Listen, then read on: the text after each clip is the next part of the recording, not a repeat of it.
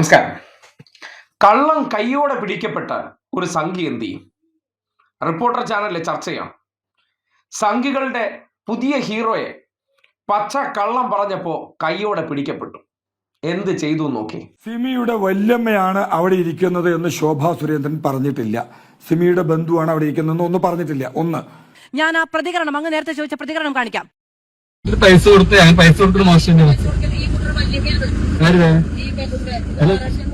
കാനഡാറ്റിൽ പോയിട്ട് പൈസ കൊടുത്തിട്ട് മോശം.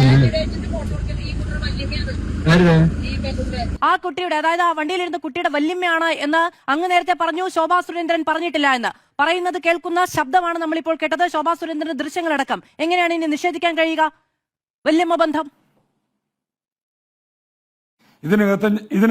ഇതിനകത്ത് ഞാൻ തുടക്കം മുതൽ പറഞ്ഞ രണ്ട് കാര്യമുണ്ട്.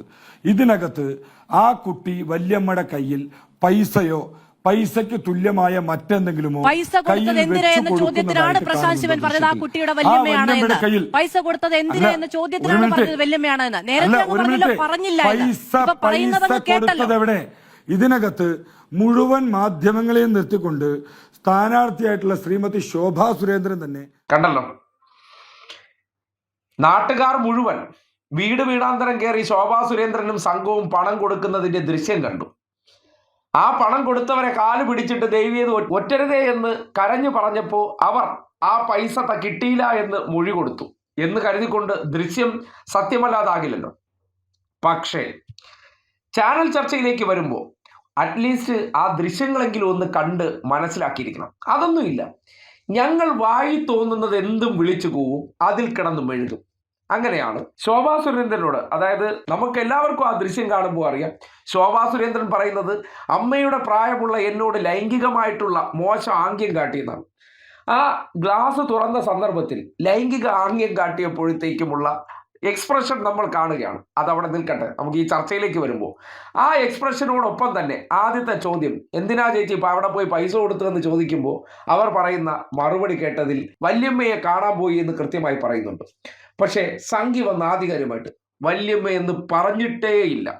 കൈയോടെ പിടിച്ച് അത് കേൾപ്പിച്ചു കൊടുക്കുമ്പോൾ ഉടനടി ആ വിഷയത്തിൽ പറയാതെ നേരത്തെ ഞങ്ങൾ പറഞ്ഞ കാര്യത്തെക്കുറിച്ച് മെഴുകാൻ പോകുന്നുണ്ടെങ്കിൽ പല കള്ളങ്ങളും പല വിഷയത്തിലും ഇവർ ഇങ്ങനെയാണ്. ഒരു കാര്യത്തെ കൈയോടെ പിടിക്കുമ്പോൾ അതിൽ പിന്നെ മിണ്ടാതെ ഉടനടി എന്താണ് വേറൊരു വിഷയം എടുത്തു കൊണ്ടുവന്നിട്ട് അതിൽ കിടന്നങ്ങ് മെഴുകും. ഒരു വിഷയത്തിൽ കൃത്യമായി നിലനിന്ന് ചർച്ച ചെയ്താൽ ഇവർ പൊളിഞ്ഞ് പാളീസാകും. അതുകൊണ്ട് ഒരു വിഷയത്തിൽ നിന്ന് ഡിഫെൻഡ് ചെയ്യാൻ അടുത്തയിലേക്ക് ചാടുക, അതിൽ നമ്മൾ പെടുമെന്ന് കാണുമ്പോൾ അടുത്തയിലേക്ക് ചാടിപ്പോവുക. അങ്ങനെ ഈ കൊരങ്ങൻ മരങ്ങളിൽ നിന്ന് അടുത്ത മരത്തിലേക്ക് ചാടും പോലെയാണ് ഒരു സംഖ്യയോട് ഏത് വിഷയത്തെക്കുറിച്ച് നമ്മൾ ചർച്ചയ്ക്ക് പോയാലുമുള്ള അവസ്ഥ.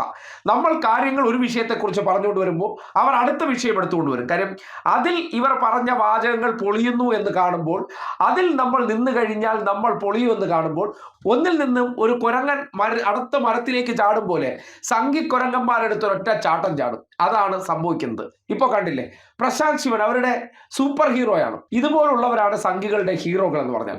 കൃത്യമായിട്ട് ചോദ്യം ചോദിക്കാൻ ശേഷിയുള്ള, അല്ലെങ്കിൽ ആ വിഷയവുമായി ബന്ധപ്പെട്ട് ചോദ്യങ്ങൾ ചോദിക്കുമ്പോൾ അതിൽ വളഞ്ഞ ഉത്തരങ്ങൾ പറയുമ്പോൾ നേരിട്ട് തന്നെ ചോദിച്ച് അവിടെ നിർത്തി പൊളിച്ച് കൈ കൊടുക്കാമെങ്കിൽ അവിടെ തീരും. അതുകൊണ്ടാണ് ശോഭാ സുരേന്ദ്രന്റെ ഇന്നത്തെ ദൃശ്യവും അതിനുശേഷം അവർ വോട്ടിന് നോട്ട് കൊടുത്തു എന്നതിനെ സംബന്ധിച്ച് ഈ ചർച്ചകളിൽ ഇവർ നടത്തുന്ന പ്രതികരണങ്ങളും അല്ലെങ്കിൽ അതിനെ മറയ്ക്കാൻ പറയുന്ന പച്ച കള്ളങ്ങളെല്ലാം ദൃശ്യം സഹിതം ഒന്ന് തുറന്നു കാട്ടിക്കൊടുത്താൽ പൊളിഞ്ഞ് പാളീസാകാവുന്നതേ ഉള്ളൂ. അതുകൊണ്ടാണ് തേഞ്ഞൊട്ടിയ സന്ദർഭത്തിൽ അടുത്ത വിഷയത്തിലേക്ക് ചാടിപ്പോയി പ്രശാന്ത് ശിവൻ സ്വയരക്ഷയ്ക്ക് ശ്രമിക്കുമ്പോഴും നാട്ടുകാർ കണ്ടിട്ട് ഇങ്ങനെയാണോടെ ഉള്ള സംഘികളെ ഒരു വിഷയത്തെ വളച്ചൊടിച്ച് തെറ്റിദ്ധരിപ്പിക്കാൻ പരിശ്രമിക്കുന്നു എന്ന ചോദ്യമാണ് മുന്നിൽ വയ്ക്കാനുള്ളത്.